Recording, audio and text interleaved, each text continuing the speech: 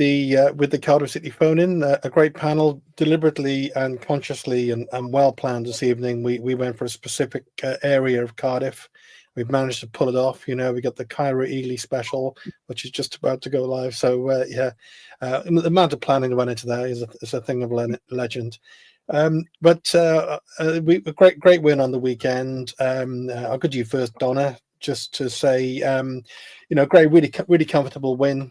We probably should have scored more. We got the pen at the end. We got the 2-0, but we looked just so much better, didn't we? We literally looked like we're from a different division, really, to Wigan. Would you say?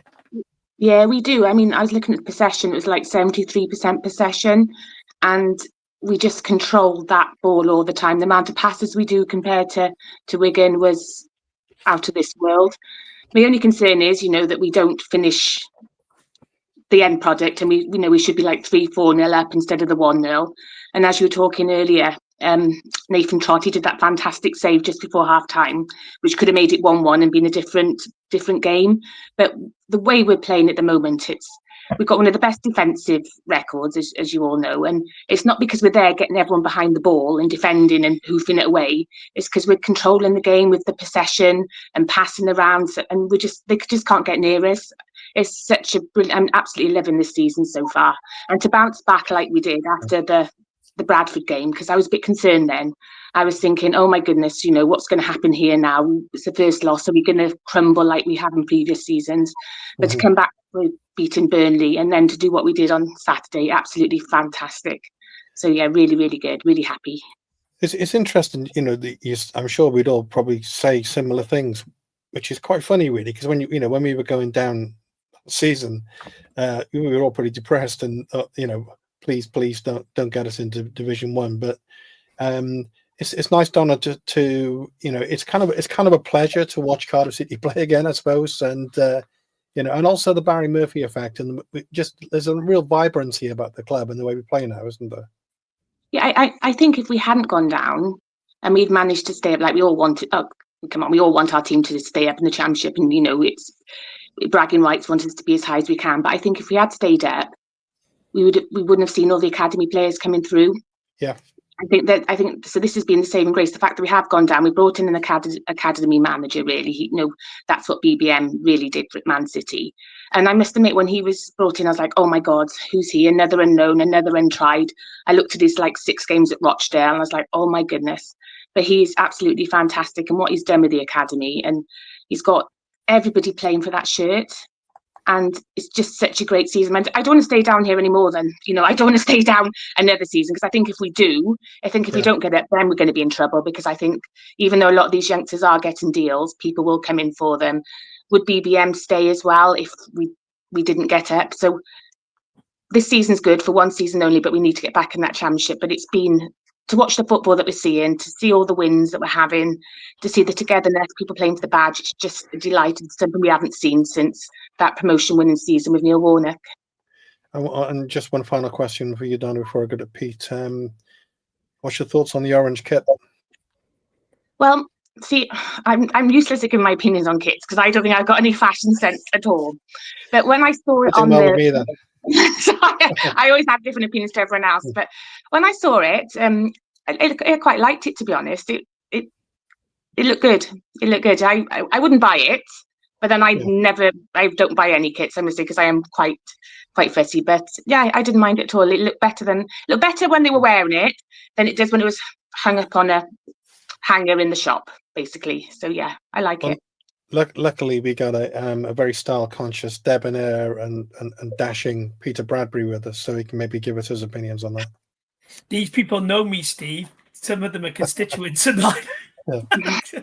But no, I thought every kit looks good when you're bombing forward and you're destroying a team. Looked like Holland, didn't we? And it was just terrific, wasn't it? And it's... I said to Oshan on Sunday morning, my son, because he came with me as well as Sonny, my nephew. It was nice to go, having a massive away end, 2,500 Cardiff fans there, not a hint of bother, not a hint of worry that we were never going to get anything other than a win from the game, and a relatively straightforward journey there and back. It was as away days go, one of the most perfect away days you can get. Like last year, I went to Coventry with Jamie, and we had to change trains about 4 times. They scored in the last minute to equalise in a penalty, and you're like, this is, it was, we had to make our own entertainment really. But the football on the pitch has been really, really good. I love seeing young players come through any system with any of the teams I watch.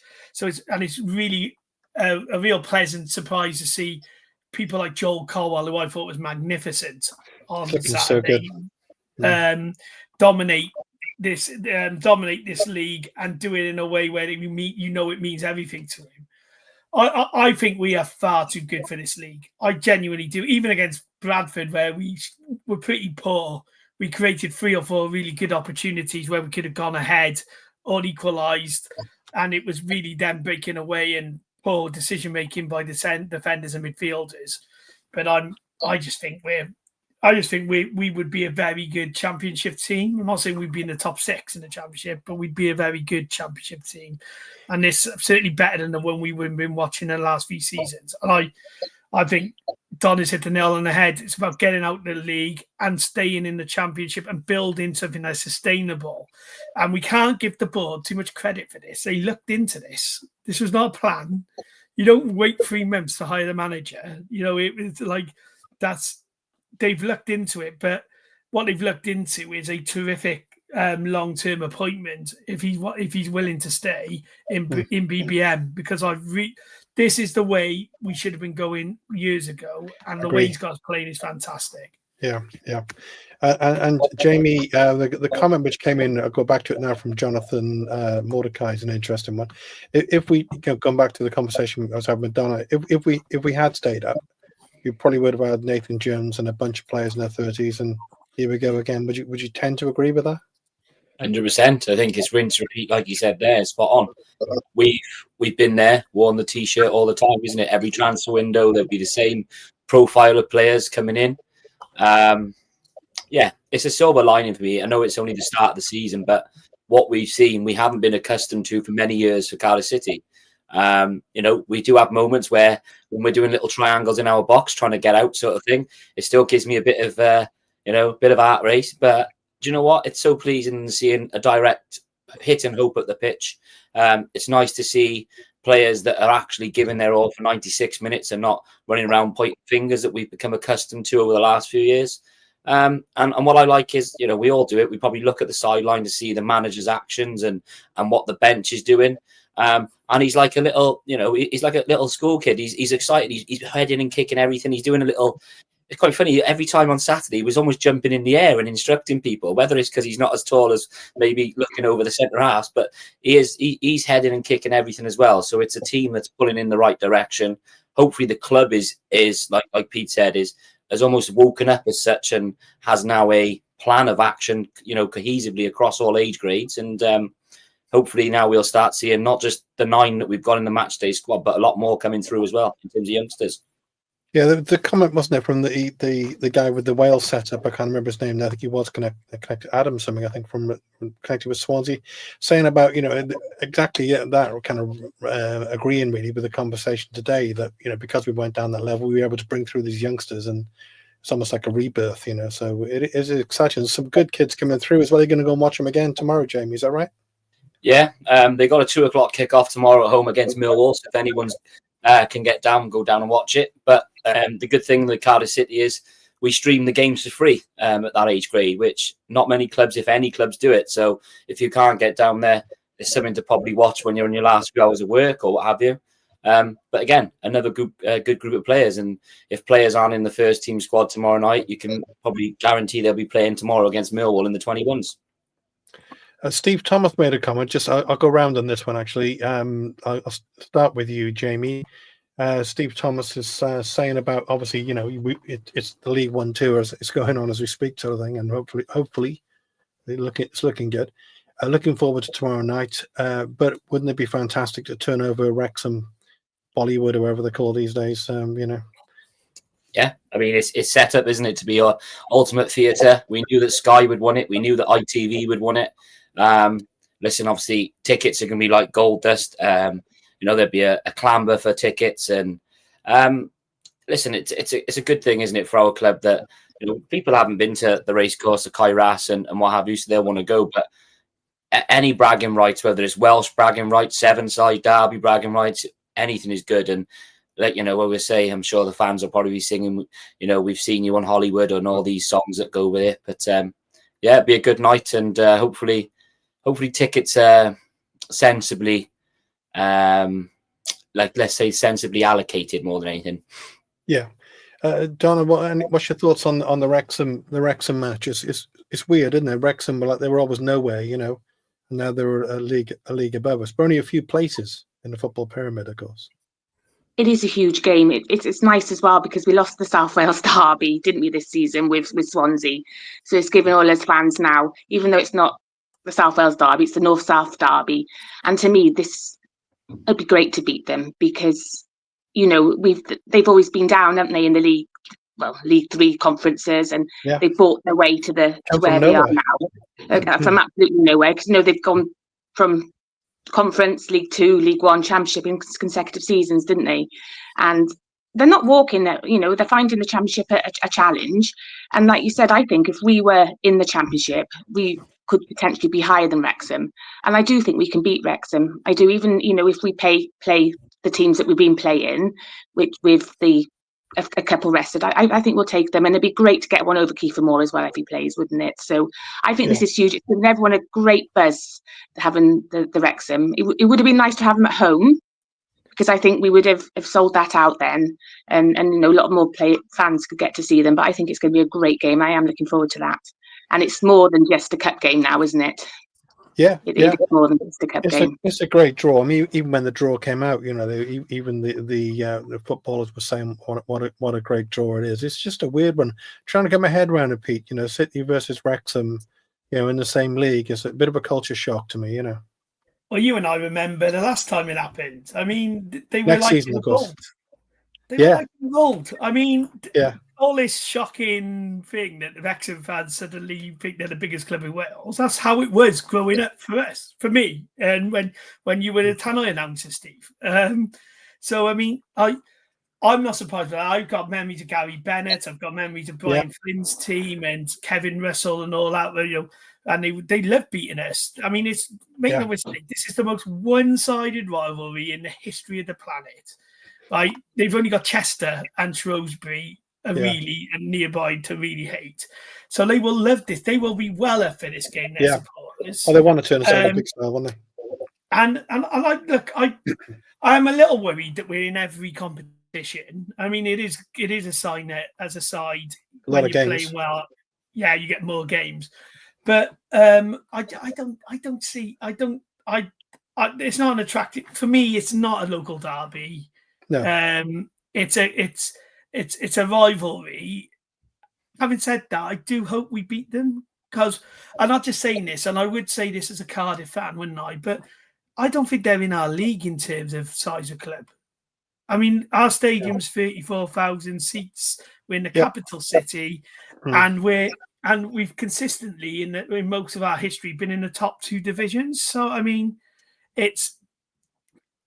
to me, it's a throwback for the old Welsh Cup, which was fantastic back in the day.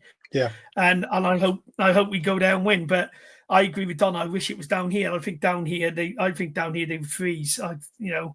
And only having 1,900 tickets. I've been to the race course. It is a lower league ground that is improving, but it's still a lower league ground.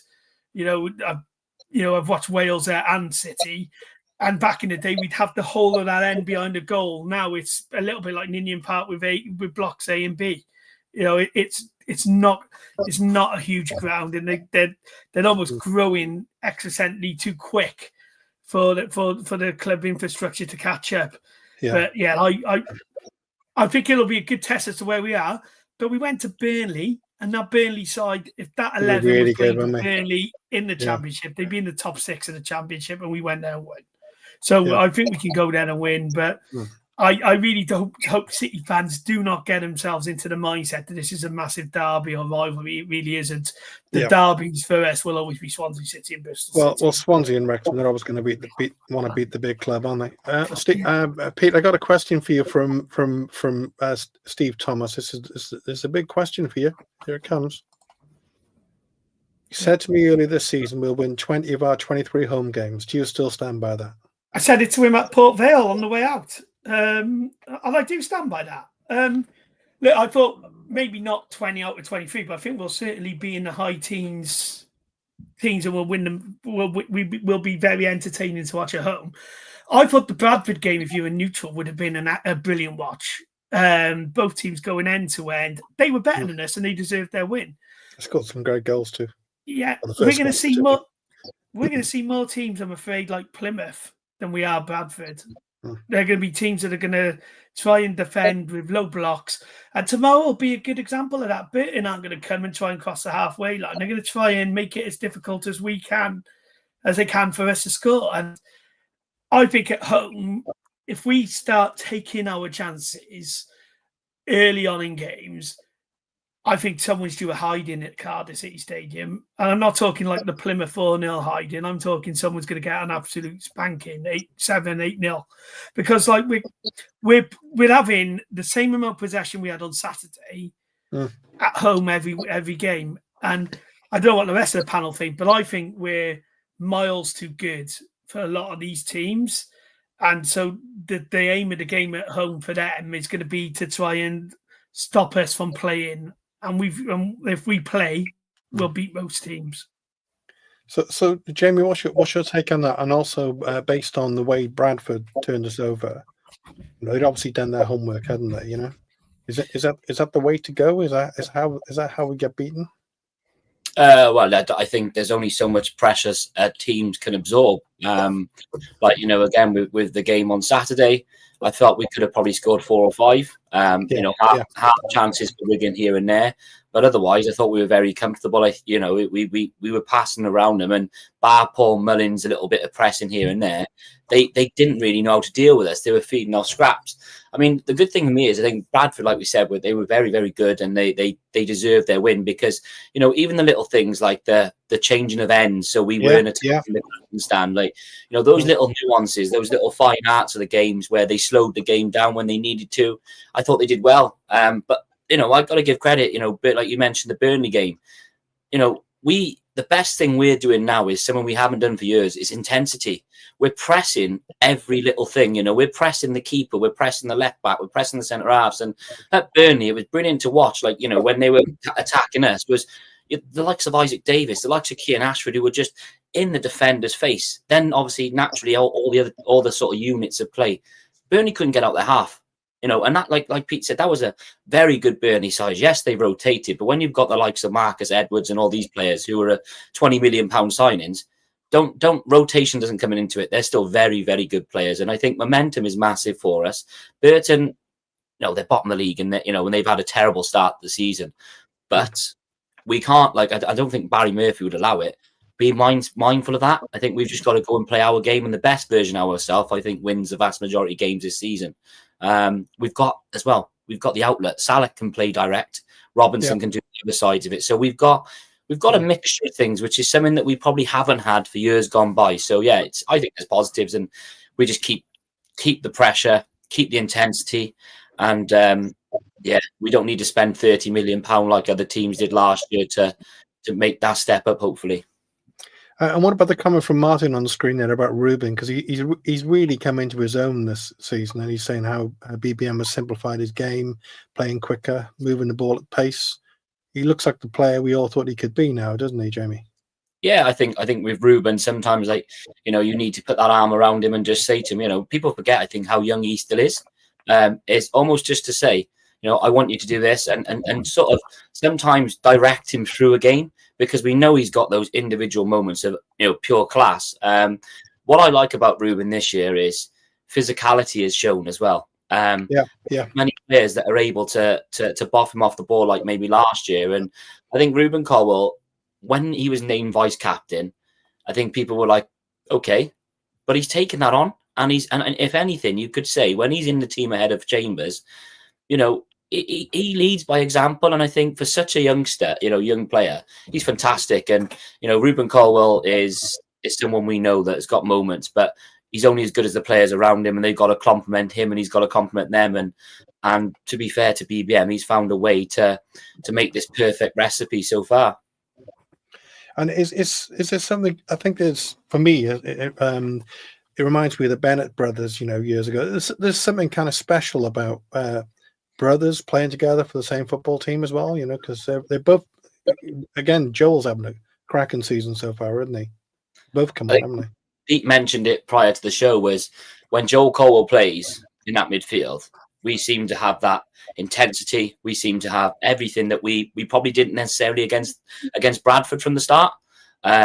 You can see there's a bit of a drop off when probably Joel Colwill leaves the pitch, when maybe a Turnbull comes on, just because I think Joel Colwill, like his strides, you see him, he's up and down that pitch. There's no lack of effort from Colwill, but you know he's just got that, like, that telepathy, isn't he, with his brother? They just bounce off each other, and it's like, again, I don't mean to say, you know, be a youngster, but there's a reason why Craig Bellamy is so in awe of Joel Colwill. And I know that's another discussion with regards to Ruben, but Joel as a sole focus, he walks into that Welsh team ahead of the likes of Alan Sheehan and all these other players, because his general all-round game is fantastic.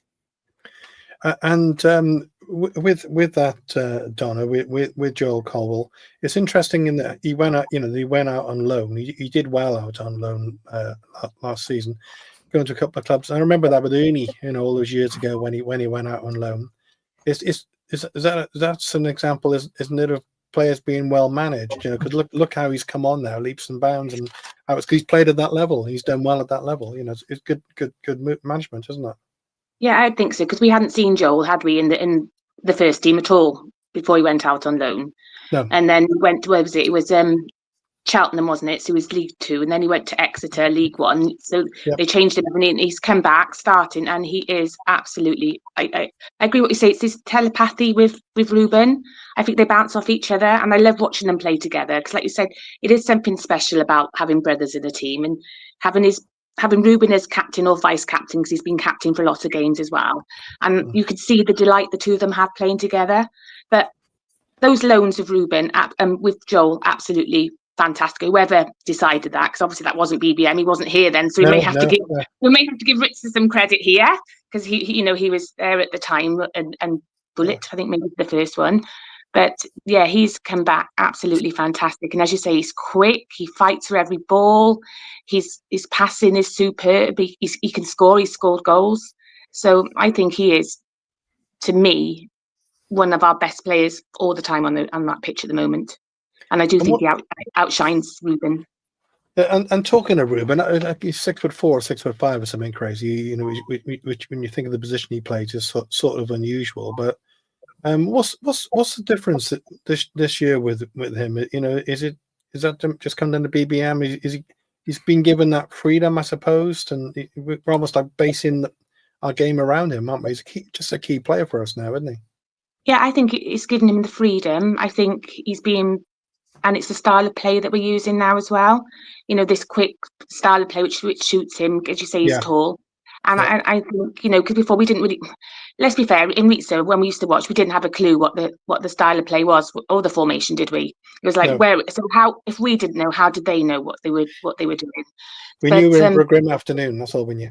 Yeah. So I think it's the whole way that, and he is playing now with a majority of boys that he's grown up with, hasn't he, as well? You know, David. So they all know each other. They've all obviously got a good bond, and it as well. It's once you get your head up, isn't it, and team spirit. I think it keeps you all motivated, because it was awful last season, and you can't always blame Ritz, but it just wasn't working last year, was it? And then we've been getting to where we got to this season. Last season, for the past 4 years, we were going down and down. It was going to happen eventually. But I just think the whole way of, I think it's the man management as well of BBM. I think he has got, look at Perry NG, you know, he was there. Yeah, great to see him playing so well again. And he was praising. Yeah, lovely, wasn't that? Yeah. So I think what you can pick up from Perry Ng is he's a hard man to please, isn't he? I think he's a hard man to please, and he was there selling the praises, and he's not been starting every game, and he's kept his head high, and he's coming in, and he's playing really well. He's not been sulking. No one's sulking from what I can see when they're not being picked. They're all coming in. They're all understanding the rotation, and yeah, I just think it's really, really good, and I think that's where Ruben is now. He's playing in the team, and they're all working together. I think that's the difference. Yeah, and I suppose it also says a lot, Pete, as well. You know, with the younger players, you know, if you're good enough, you're old enough, you're in. You know, it's just saying, come on, lads, go for it. I suppose the surprise for me at the moment is Alex Robertson. You know, because he's obviously a class player. You know, he's played. He was at Man City, Portsmouth. Were talking about spending millions on him. You know, and. I don't know. He seems to be really kind of pushing him to be more physical and give it a bit in training, which really, I suppose, isn't quite his game. But are you surprised that he can't get in the squad at all, Pete? He's been injured. I'm one of those people who refuse to write him off. I think he'll end up playing, I hope, in Wintel's role. And those who know me know that I'm very hard on Wintel. I think he slows the game down, and he's. But he's been very good this season when he's had legs around him. Yeah, yes, he's been very. I'm happy to say that, Steve. He's been good when he's had legs around him. I felt he was poor against Bradford, but again, I don't think you can play Turnbull and Wintel in the same side, and that's where having Robertson around would be a really good option. Back on the debate. I mean, you know, I'm the president of the Ruben Colwill fan club. I think he is. I think we won't realise how talented a player he is until he's gone. And I think we've got to look at his brother and Ruben as different types of different players. I think Donna's hit the nail on the head a little bit there. Joel is a box number 8. He is your modern day midfielder. Don't try and turn him into a 10, because by doing that, you've taken away his main attribute, which is he does everything Joe Rawls does, but better. You know, and he can pass the ball, and he's got an engine, and he's a young guy who's, I think, got a huge future. Ruben, people always say at the end of every game he could do more. You look at any Twitter site though, or fan site anywhere else who played against us, they will all say Ruben Colwill was the best player on the pitch by a mile. And again on Saturday, he got one of those pesky assists that people like to ignore. He plays the ball through to Ng for the first goal, and he'd have got a second one if Morgan Fox hadn't hauled down Salek in the middle of the penalty area. Yeah, he is a talented lad. What really pleases me is we've got more talented boys coming through. I think Kean Ashford. I cannot understand these City fans who are having a go at him lately. He's always going to have a drop off. He's a young player. BBM's stuck by him. He's been excellent the last 2 games. I'm so pleased for Isaac Davis, who I think is Craig Bellamy reincarnated. I love Isaac Davis. Well, you and I have had this debate 3-4 years ago, Steve, and Joel Bacon's been consistent. Oh, and what a player he's been this season! Yeah. The thing that annoys me, these boys were at the club last season. They could have played last season. Yeah. I don't, I like Joel's had a good loan. It's done him good, but would he have been a better option than Andy Rinomhota last season? You know, I mean, when you look at the talent and the play, maybe he would have. And, you know what? I do hope that, I'd like to say, I'm one of those people, James, as you know, who watches the under-21s online if I'm in work I'm working, obviously, and for the people of Cairo, but I do have the game on and I'll have a look. Because I do think I think Gav Chesterfield has really got this sort of conveyor belt of talent coming through. And I think we got some good lads on the way in. Yeah, I like the look of Parrott. I think Parrott's going to be something. He looks he looks good, Troy Parrott, and I think Matt Turner. Like, I would have no problem with Matt Turner. I saw Matt Turner play for against Aberystwyth against Ponty United and score a penalty, save a penalty, and score a goal in the last minute. Yeah. So I mean, these boys are coming into a side that is winning. Yeah. And I think we've been way too long to put the trust into some of these lads. And someone said on the chat earlier, Dylan Lawler. I mean, you notice that. I think Chambers has been very good the last 2 games. He's had a really good week. He was great. He was great at Burnley. I think he was great. He was fantastic at Burnley. I thought he did really well at Wigan. He really there's a reason Paul Mullin was quiet, you know. But you do see when Lawler comes on, what the way his range of passing is different to any centre half we've got on the side, and he's what I like. Sorry, I'm going on. What I like about Barry Murphy is when I'm leaving the ground, I'll say something to Oshan or to Klinos or to the people I'm with about why didn't they put the ball in the box in the last 10 minutes against Bradford. You'll watch the interview with Barry Murphy, and they'll say, "I thought in the last 10 minutes we didn't get the ball in the box," or we had 73% possession on Saturday and we're not making a count on the scoreboard. He says the things that fans can see and understand. And I think that is I don't want to make this a battering Omar Reza day, but that's I'm trying to take you in that direction, Pete, you know, so I don't want to bother setting you up. I mean, Omar Reza was entertaining for the press corps who was doing the press conference, but you were watching a guy literally see going down the tubes in real life, you know, and it was horrible to watch. This guy's controlled, he's measured, and he's got a plan. And I think he's got us on the right path. I think Donna said it earlier, Jamie said it earlier. We've been a joy to watch. But one season, please, in this league. I don't want to be going to Burton twice. You know, like, you know, this league is horrendous, and we need to get out of it. All right. There's not much in the way of glamour ties knocking about, that's for sure. Jamie, obviously it's a very, very positive vibe, which is great. It's nice to have Pete, you know, when you're saying nice things, you know, and everything's good. So I'll step away from Pete. You only bring me on when you want to protest about something.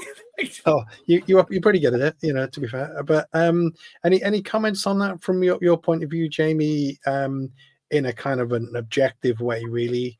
The breath of fresh air from, you know, that we got BBM now compared to the, you know, former incumbents.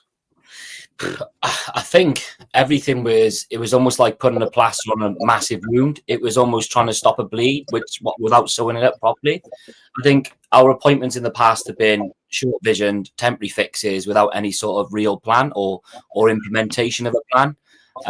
You know, you've got this academy that have been together, like you say, for many, many years now, and naturally they take time to develop, but you do need the right person to come in and to give them that chance. Okay, Omar last year drip fed them in and out, but they were quick enough as soon as they were in, they were back out. BBM, you know, again, his coaching staff, if you look at his coaching staff, Lee Riley, fantastic. Lee Riley is somebody that was a talent ID officer for Man City, so he knows a bright spark when he sees one. You know, you've got Kev there, who is fantastic, because when we talk about injuries and things like that, which we know we've had for many, many years, we've had hamstrings that are made of, you know, someone said cheese strings, you know, it's all these little injuries that we've had for years. We're not, touch wood, seeing it much because the players are being managed properly. You know, the training is at a certain intensity where you're not going to break your leg because someone's 2 foot in you, you know, and things like that. So I think it's alignment. That's the word I use. Having that alignment between your 18s, your 16s, 18s, your 21s, and your first team. That if, for example, I don't know, someone in the 18s is playing well, so say Manny Barton or Rob Tinkovic are playing well, when they make the step up to the next A grade, it's not really a step up. It's just, you know, because they're doing the same thing. And there was a fans parliament meeting down the stadium. I think it was just before the Bradford game, and Gav Chesterfield did a really good presentation to the fans with there. And he said, it's about getting the players into the exposure time earlier in their careers, because then when they're, say, 3 years on in their development, they've already mastered that age group. So they're already, so like you see, Ronan Capaccio now, fantastic. You know, Bellamy's been banging his drum for years because he knows the talented player is. And I think Ronan Capaccio's development has had an impact on Perry NG, because I think recently Perry NG is, you know, in years gone by, has probably been the first name on one of the first names on the team sheet. Yeah. But now that's not the case. And he knows that when, say, Ronan's coming back, he's going to have to continue his work, you know. And to be fair to Perry, like Pete mentioned earlier on, he's put in some good performances. And listen, it's a good time to be a Cardiff fan, and I know people are trying to force rivalries. I've already seen Wrexham fans because the game ahead saying, "Oh, we took 4,000 to Wigan." Listen, it doesn't matter how many fans you take or how many fans you've got. It's 5 miles down the road, by the way. Exactly, and I think we've got a very passionate fan base, and we've been through some horrible times. We've had good times, don't get me wrong, but we're a big club, and I know people say, "Oh, you can't be a big club if you're in League One." You can. And you can't keep big clubs down, in my opinion. And we will find a way of rising back up. And we do it the Cardiff way, don't we? We do it the Cardiff way. There's a question for you, Jamie, from Kyle Burston. Do you think we will lose any of our younger players in January?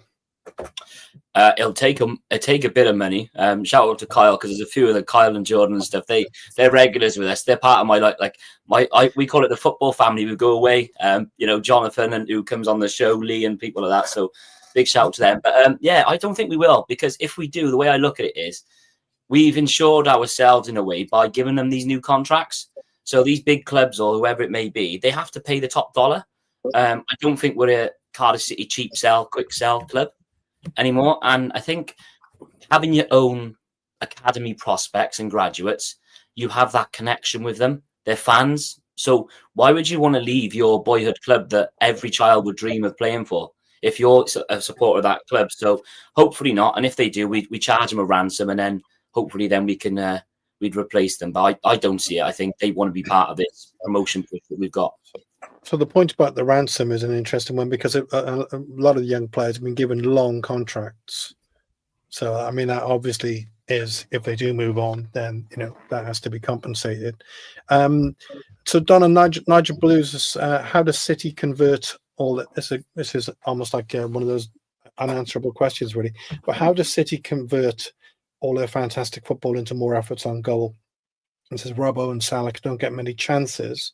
There's still room to improve the crossing or the final balls. And Brian Barry Murphy said the same thing, didn't he? With the dominance that we have, he said 78% possession.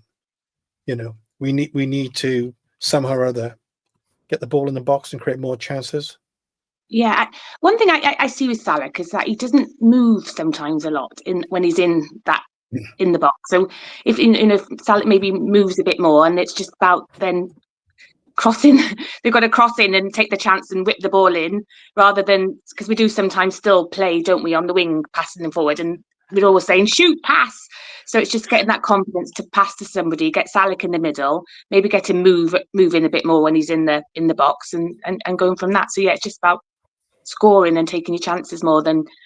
But then again, like we say, we do all these lovely passes. We think we did 600 passes on Saturday compared to about 200 of Wigan, and that's what we're doing, because we're tiring out the opposition, and then we do get our chance eventually. But no, it's just about maybe Salah maybe move a bit more when he's in the box. I do notice sometimes he can be a bit still. So that's the only way I can think of it. Or you could try playing Robinson, because that's one thing they're not doing at the minute, is playing the two of them, Robertson and Salah. So whether that's because he doesn't want to risk an injury to one of them, or he doesn't want to risk tiredness to his alternating them, but it could be that he tries playing the two, but then we're changing a winning formula, aren't we? So it's a difficult one. There's just a quick comment here, which Jamie's going to love, from Kyle. Oh, it's a joke, that is. It's honestly, the nicknames that, like I said, all the guys, I take up 2 seats and stuff. I love it. I think it's brilliant. I have got shoulders like 2 wings of an A380. I'm not going to lie. And if I walk through a doorway, I probably have to go through sideways, because at least one of my shoulders will.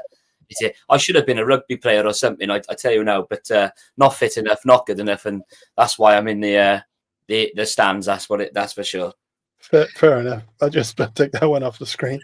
Donna, sorry, Jimmy. Sorry. Donna, I was going to say about Jack Alnick. Because just to say, because he's like the forgotten man. Yeah. He was a captain last season. At one point. What does that say about Brian Barry Murphy? And I think, well, I'll suggest. He makes a decision and he goes with it. He can be, fairly kind of ruthless, I suppose, really, can't he? Because I noticed as well when one of the cup matches, he didn't even play him I think Higgs was on the wasn't playing bench, at all. So he didn't even have him on the bench that time. But it's interesting again with Anwick because he's one of the players that we gave a new contract to at the end of last season, wasn't it? So we gave him a new contract, and we've not seen him since. Yeah. So, but I never really rated Anwick, to be honest. And like last season, we had, I think, the second worst defensive record in the Championship, and now we're on the best defensive, aren't we? I know it's League One, but there's a big difference there. But I never rated him. Him and Hovarth, I always thought were a bit of a weak link. I mean, you can't blame the goalkeepers entirely because the defence have, some responsibility as well. But it does show. I don't think we're going to see Anwick again, but it's whether somebody will come in and take him because, he is on this contract. I can't remember how many years we gave him, but it would have been at least 2 years we gave him. Contract, yeah. Yeah, so, but it looks like, he's out of favour. I suppose it's from the point of view of Jack, I'm not saying he'd be like this, but there's worse jobs than being paid big money to sort of bring the tea out at half time sort of thing. Yeah. It's not the worst thing that can happen to you, but I suppose as a player, you want to play, don't you? He recently had a baby as well, so he's probably living life. He's living life now, but so be interesting to see what happens to him in January. Yeah, I think Pete. I think he seems to be like a quite a decent bloke, Jack. So I hope he manages to land on his feet and get himself maybe another club from January, perhaps. There's a few of them like that. I like Joe Rolls as a bloke as well, but I thought he had run his race at the club, and he hasn't been picked up yet, and neither has been a Motta, and I really liked him. We like workhorses who tried and players who ran, and we had a lot of those. And Anik was an average Championship goalkeeper. He cost us points at Stoke last season when he came racing off his line, and he had no need to do it. The centre halves could have dealt with it. Hovarth was a complete and utter confidence keeper. If he made one wicket, that was him done for the season. And after that Burnley game, I don't think he ever recovered. But we can't underestimate how bad we were last year. We can't, honestly.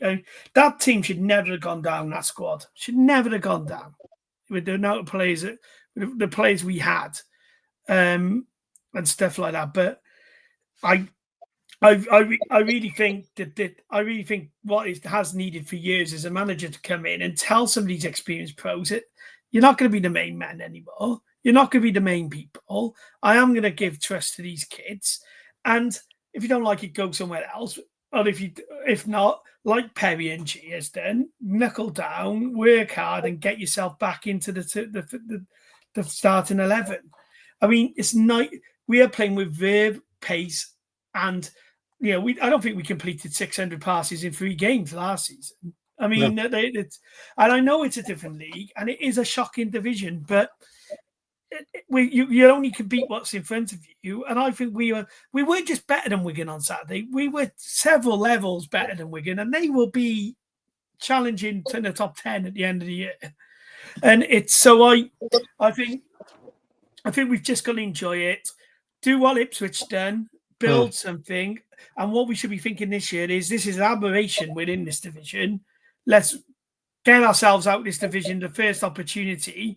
But in January, I don't want us buying players to get us out of League One. I want us looking at players who can get us into the top half of the Championship. And we talk about Wrexham a little bit today. I think Wrexham's biggest mistake is spending all that money.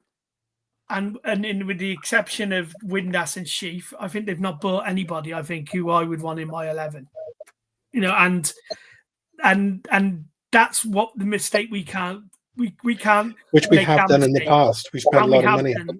We have done it loads, and we've got to trust these kids, but also supplement them with young, energetic players who want to build their future at our football club. Because otherwise, we're gonna get these 28, 29, 30-year-olds and it's going to be another payday for them. This club has got to stop being a payday club and be a club where you're coming here to win things. That's what it should be about. And it's certainly this season where we could potentially win 2 trophies at the very least. Yeah, and we got to have a good chance in that Daft Trophy where we play Newport, next week, whatever that one's called. I should have put up some money on that. Jamie, there's a comment here from Martin, and it ties in really to the kind of nature. We've got a pretty small squad, but it's starting to be good competition for places. So Chambers, I thought at Burnley, for me, it was a captain's performance. I'm having a bit of this, and he was well up for it. And he continued another good game, I thought, on the weekend. Then you got Osho, a Fish, who could consider himself to be slightly unlucky, maybe to be dropped. Then you got the brilliant Lawler coming through. So Osho's starting to look like he, particularly on the right. I thought he looked really good. Are you got good hopes of him? Yeah, definitely. I think he reminds me of a sort of more senior Dylan Law in a way, because they've got that technical ability to drive. Yeah.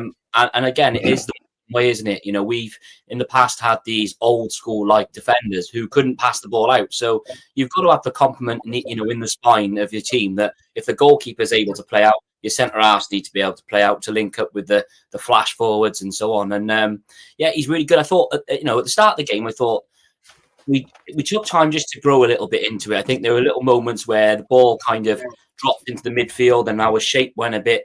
But then as the time grew on and they became more accustomed to playing with each other and so on, I thought we were brilliant. And some of the passes he was spraying out on the back, when the little triangles that I mentioned earlier on, nothing phases him. And I think it's a very astute signing by the club to actually get him in, because, like Pete said earlier, we're fighting on multiple fronts in various cups. There's always going to be games for players. And one thing it seems apparent is BBM talks about competition and training well means that you get to play. So they've all got this dangling carrot that they've all got to kind of live up to. And I think it's a very good recipe that we've got Osho's experience to help, and Chambers' experience to an extent to help the likes of Dylan Lawler. Will Fish has been brilliant this season, and it's night and day the difference between last season Will Fish and this season Will Fish. It's fantastic, and I think Osho can probably play towards right back as well. Should we need a right back or what have you? I think he's versatile, isn't he? So it's a great signing, and one that I think we probably wouldn't have got if it wasn't for our manager's reputation and having that experience with him at Rochdale. Because at the beginning of the season, like I said, we have got quite a small squad. He's only brought in he's brought Trott, Kellyman, and Osho in really. And going back to what Pete was saying, they're all players, it appears, who are ready for at least 11 above. Because I think Kellyman's going to really come good. I think he's going to be a great signing. Yeah, definitely. I think we're seeing little moments, aren't we, from Kellyman? But again, we are being patient because we know the profile of player. He hasn't played, has he? Yeah. Yeah, he had a massive, injury, and again, Saturday wasn't the type of game that you would bring him on, because while the game is at 1-0, it's still in the balance, isn't it? And it was nice to get that late penalty, but I'd rather see him probably start tomorrow, or if hopefully we are comfortable tomorrow, if he doesn't start, that he gets say 30 minutes and he can show glimpses, because home games I think is where we're going to see really what he's capable of on a bigger pitch, wider pitch, where we will dominate possession. I think we're going to see moments of him where he's going to be like him and Ruben in midfield. He's going to be frightening. Yeah, I think once he gets fit, he's going to be some player, I think. So Donna, this is the classic Cardiff City perspective. Story being a Cardiff fan, best team on paper not to win promotion, and on paper a team too good to get relegated and finish bottom. How confident are you that we can keep this going? Because let's face it, Burton alliterates quite nicely. Burton are a banana skin. It's a banana skin game tomorrow. Bottom of the table. That's 4-0 home to Plymouth, I think, on a weekend. Mm-hmm. We should absolutely batter them. Yeah. Yeah, I mean, they haven't won a game yet, have they? So, but then you said this is Cardiff City, but no, we're a different team than we've been over the past 3-4 years, and I'm confident that we will get promoted. From what we've seen, like Bradford, very good team, like we've all said and we've all seen. But even though they did beat us 3-1, but it was a penalty and it was a worldie that they scored as well. So But It was a fantastic strike, one. yeah, so take those 2 away and it'd be 1-1 then. So, and we came back as well, and that was an off day. But one of my concerns I have is these international breaks, because everyone else is playing, and I always think whenever we have an international break, we always come back with a loss. And we've got another international break coming up, and where everyone else, majority of the teams in League One, are continuing. They're playing, they're training, and we're having that stop where the team's getting broken up. So that's one concern I have, is the international breaks. But I think we're not going to throw this away now. We have got a small squad, like you said, and injuries are a concern. But particularly at fullback, really. Yeah. I mean, I am worried about Joel Bagan, because I don't think he's had one break, hasn't he? When I can't remember his name now. The young boy. Giles. No, it wasn't Giles, but the one that normally plays in midfield. I can't. Oh, Mafiko. Yeah, so he had that one break then, didn't he? I think he's played every game, because we haven't really got the cover for him. So he's a concern. If we lose Joel Bagan, but I don't think with BBM and this team that we've got, that we are going to crumble, because like you said, they're academy players. They all, majority of the team support the club. So it's a massive difference then, because they are playing for the badge. And we've got players like Ollie Tanner to come back in January, haven't we? December, January. So there are players to come back, but no, we're not going. We're going to keep going. We're not going to give this up now. Cardiff City's changing their ways now, and we're going to get promoted. And I wouldn't like the playoffs. I don't think I could handle the playoffs. So we need to get that top 2. And so far, I'm seeing Bradford and I'm seeing Cardiff in the top. But that's so far. Yeah, I think the table is taking shape at the moment. If you look at the teams that are up there, I think it is taking shape, and the ones that are down at the bottom. So, but a lot can happen, but it is taking shape now. We've got to catch the mighty Stevenage, Yes, but surely we can do that. Surely. Yeah. It's a strange one, you look like again tomorrow night, Pete. When you see, I was having a look earlier at the Burton team. I mean, it doesn't mean much, I suppose. Really, I probably didn't recognise many of the Bradford names, but I don't know a single name in the entire Burton squad. The thing about Bradford is there were a few that we knew. Sukovic is a good player, isn't There's a couple of players there, yeah. There's a couple of players that I thought. I'm probably going to get hammered now, probably by Steve Thomas, actually. But I thought Bradford in particular, it was a bad time to play them. They've come up. They've had a reasonably decent start to the season. They're confident. They're a big club that should never be languishing in League Two.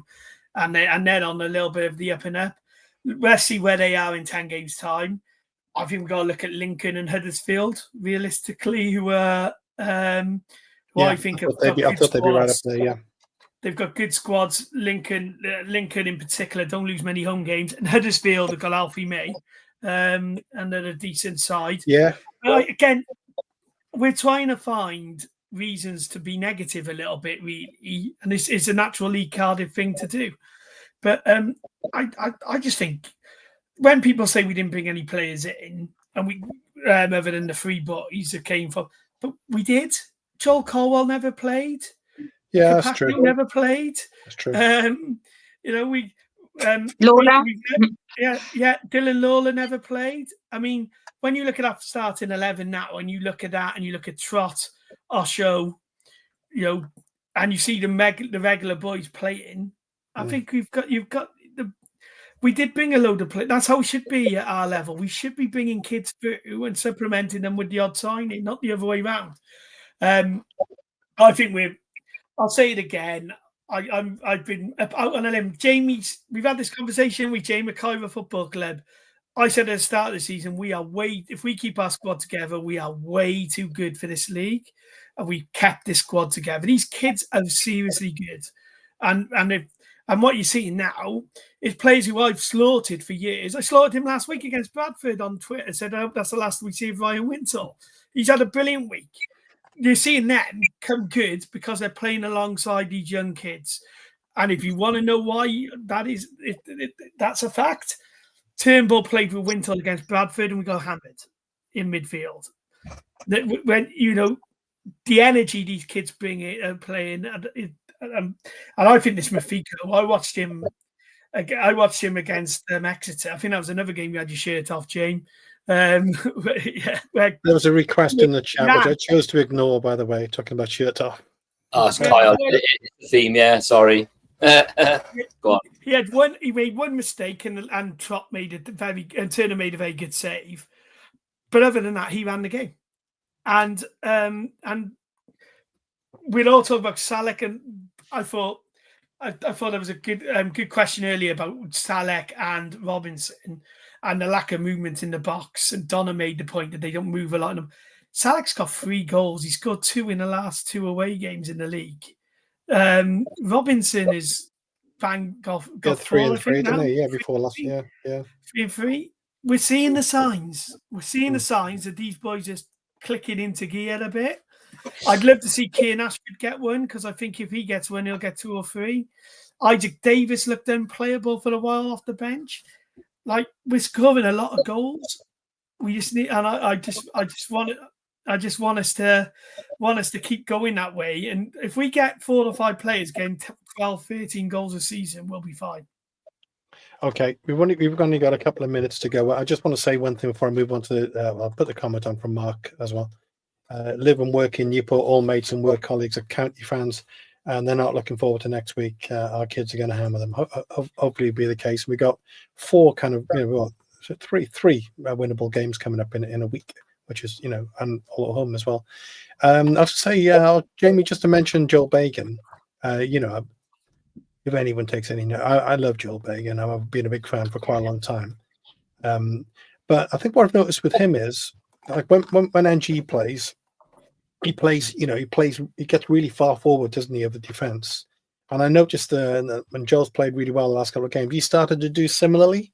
He started to push on a bit more, and he's quite, he's got a lot to offer in that area, because we saw him as like an out and out, just defensive fullback. But there's more to his game. There's more to Joel Bagan, isn't there?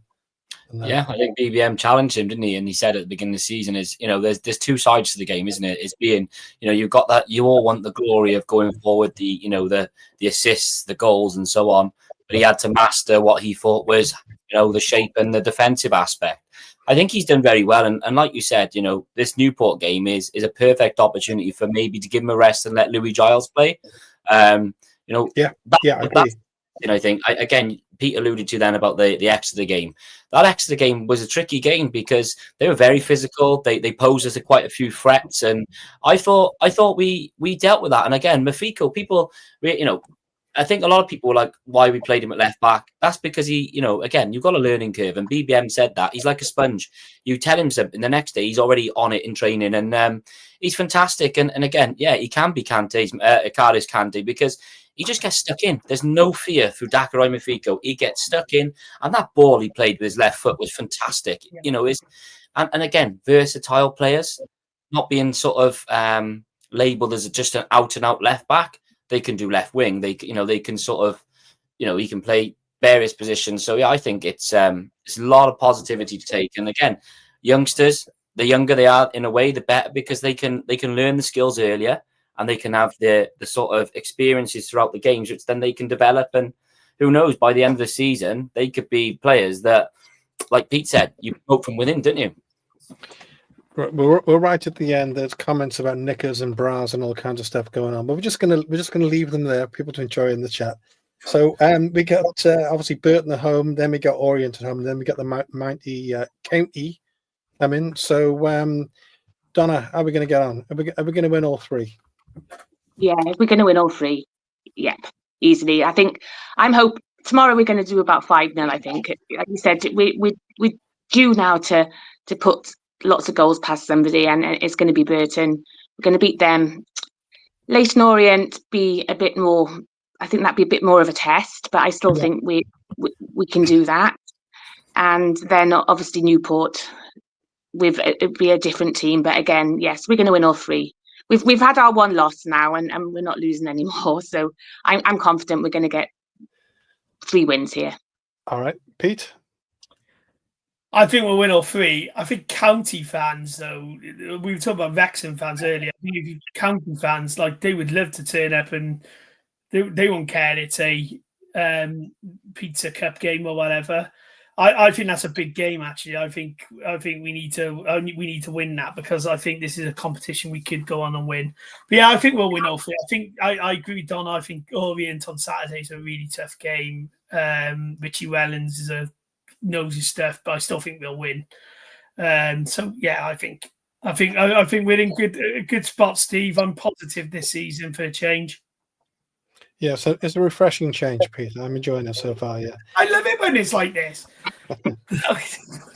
Jamie, Win at all costs. We got former academy manager David Hughes in the dugout against us. Lovely guy, but I think he's struggling massively under the lack of work with, is he? Yeah, and he's not had anything off Hugh Jenkins. We know he's tight as anything from his time down the road. But listen, if we don't win, then not only are we going to have it in our ear from everyone else in Wales. We need to win this game, don't we? Let's be honest. It's our localish rivalry as such now, isn't it? But again, play the same team we had against Exeter, rotate it accordingly, and give game time to people that need game time. Are we all saying 3 wins? Yeah. Excellent. That's a great way to end the show. Thanks all. Great show. Speak soon. Cheers. Thank you. Thank you. Bye-bye. Rascal Beats. For your Caesar, Cardiff City, ride with me for your Caesar.